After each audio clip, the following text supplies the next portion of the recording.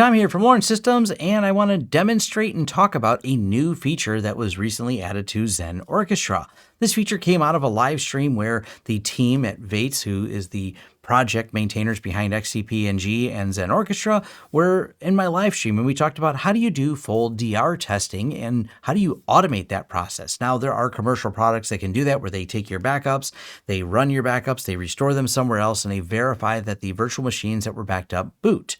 And that's actually something that you can do in Xen Orchestra as of right now. And I thought this was pretty cool. So that's what this demo is going to be about. Before we dive into the details, let's first. Are you an individual or company looking for support on a network engineering, storage, or virtualization project? Is your company or internal IT team looking for someone to proactively monitor your system's security or offer strategic guidance to keep your IT systems operating smoothly? Not only would we love to help consult on your project, we also offer fully managed or co-managed IT service plans for businesses in need of IT administration or IT teams in need of additional support. With our expert install team, we can also assist you with all of your structured cabling and Wi-Fi planning projects. If any of this piques your interest, fill out our Hire Us form at lawrencesystems.com so we can start crafting a solution that works for you. If you're not interested in hiring us, but you're looking for other ways you want to support this channel, there's affiliate links down below to get you deals and discounts on products and services we talk about on this channel. And now back to our content. Now, this is all part of the announcement for Xen Orchestra 5.71, which was released on May 31st, 2022. And there's a lot of other features they've added, which are all great. It's a lot of cool stuff in here, and I'll leave a blog post link down below in the description so you can take a look at some of the other things they added, because maybe there are other features that are more important to you. But specifically today, I wanted to jump on this one right here and show how to set this up. And it's the auto restore check, as they call it. Now, before we jump into the demo, I first want to cover this. This is the version I'm using, so Xen Orchestra 5.9.40 and XOWeb 5.9.70, and I bring it up because I want to show that there is no support. This is the compiled version. I do this because I know a lot of people want to start by trying this in their home lab, and they want to know if these features are accessible to them without paying. And why would you pay for Xen Orchestra if it's free? Well, they offer subscription models to handle all the updates so you don't have to compile it yourself and you get support. And for people using it in business, I highly recommend that. And we encourage many of the businesses that we consult with to buy the subscriptions to Xen Orchestra. It is a great tool, and you're supporting the project and getting support yourself from them if you have any challenges or anything with it. But for those of you playing with the home lab, yes, this is still all part of the free offerings they have. We're going to go over here to backups, and we're going to walk through a new backup job and show you where this is. So we'll call it test. All right, we'll call it Test Health Restore Demo for YouTube, because that's what it is. And we'll pick a VM here. We're going to pick my Ubuntu Lab VM. So I think if I type in lab, I can find it. It's probably running right now. It is. And lab template. There we go. Schedule. That's where you're actually going to do the backups for setting the health. But first, let's choose a backup type. We could just do a full backup. We can do a Delta backup. Either one of these is how you're going to decide. But no matter which one you decide, the health check is going to be there because that's over here. So we'll go to Delta backup. We'll set the schedule, and we'll call this schedule keep 3 backups daily. We'll have 3 of these backups. We'll perform a health check on them. Now, this is where it gets really clever because you don't have to restore it from where you backed it up. You can choose anything you have your Xen Orchestra connected to. Not just the pool it's connected to, but the other pools that it's connected to. So we can restore it, for example, over here, and this Ryzen system we have set up. So we'll go ahead and restore it over there, and you can choose if you want this hourly, minute, daily, every day, all the other features, just like normal scheduling.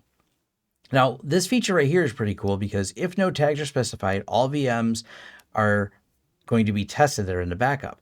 This is a way you can add a tag to only do certain ones based on that criteria. So I think this is nice that they added so you can have 7, 8, 10 VMs all being backed up at once, but maybe it's too taxing to restore all of them. So you can say only restore a couple of them, and then, and we'll go ahead and hit OK on this, you would create extra schedules by having schedules with different health checks, different tags. So maybe some restore on Wednesdays, some restore on Thursdays. They give you a lot of diversity in that option. And all the usual things are the same. You pick the different storage targets to do the backups and where they land, and away they go. So pretty simple to set up. I already have a demo of those set up, so we're not going to actually save this one. We're going to just go over here and show this demo that says Demo Ubuntu 24 Lab Server Template Health Check. And we'll go ahead and edit this one, and you can see it's set up pretty much the same. We'll edit the schedule, and I have it set up to keep 3 revisions, 3 backup retention here, and we'll just hit OK. It's already ready to go. I don't have it enabled as an automated backup check. It's just a demo. We have the report set to always, and that's really nothing else to it other than we got to run it now. Now, how does this actually run? Well, we're going to hit run backup job once. We'll go ahead and do this, and then we'll follow it down here. It's going to kick off the backup job. It's going to create a snapshot because this is a delta. So it's going to create the snapshot job. And there we go. Snapshot created. And we'll slowly watch this go through, and we'll set this to all. Now it created the snapshot. Now it's doing the send of the snapshot. So it's taking the delta of it. There was only 32 megs, as I've run this a few times, so there wasn't many changes since the last delta change. So now it's starting the health check. And when it does the health check, it says transfer. So we're going to hit OK and see where is it transferring to. Well, we are importing the VDI over on the XCP-NG Ryzen. It's got about a minute to go before it does that. So we'll actually go over to the VMs, and you can see it importing right here. Now, when it does this import, it's going through the import, but it won't start it with the network enabled. So it goes through the import here. It's importing it to a completely different pool than this one was running on. So it's on another server that it's going to run this test on. And it's actually going to boot this once it's done with the import, which now it's done, deleted the network interface, and we'll jump over here to the console. What it's waiting for is the VM to go through its boot process. And when the VM boots, and then after it boots, it's going to go into and talk to the host call from the background. It's going to run the host guest tools, which they run that fast. This is a Ryzen server with an NVMe. So yeah, it boots up and shuts down fast. It now destroyed that server. Then we're going to go back over here to our backup jobs, go to overview, scroll down, and in 2 minutes and 9 seconds, we were able to run this entire test. So from the start, we did the snapshot. We backed up just the differential as in a delta, which wasn't much, but the restore was actually an entire 11.8 gig restore. So we restored that entire VM, including its last delta for the change. It runs the VM start, then it destroys the VM, gives you this, and then sends a report over to my email. And that's it. It's that simple. Not only did we go through and do a backup, which you can set yourself a notice to know if a backup was successful, but untested backups are wishful thinking. So having them restore to a completely different VM is absolute test that it installed, it booted, it came all the way to boot. The guest tools talked to the Xen server. The API calls were made and it said, hey, look, I see that VM completely booted. And if it didn't boot, or if it only partially booted, it would have not have gotten all the way to the guest tools being loaded. So by acknowledging the guest tools were loaded, that acknowledges that the VM was restored to a bootable state, and then it can destroy it and send you a report. Now, this is a nice confidence level I have for doing automated testing for backups. Obviously, it's still not the same as running a full backup and verifying that your application and your database restored in a way that you absolutely expected to. Those are still important steps.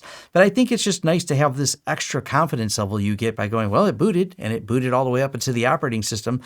That's a pretty strong confidence that there's not a problem. And having these on a scattered schedule, so you run them even once a week on an automated basis, I think that's great. That way, if there's an error or there's some corruption in there, you would know that you'd have something to dig into and go through. Like I said, not an excuse to not have a good plan and test that plan once in a while, but another extra piece of safety net, because you can never, ever be too confident in your backups. You have to have an absolute confidence that it can be restored. And I think this feature is just really cool, if you can't tell by the smile on my face. And as I said, completely accessible if you're a home lab user and you want to just compile it yourself, or if you're a paid subscription user, hey, hit that little update button and get that feature. So it'll automatically load and you don't have to go through the trouble of compiling like the home lab users do.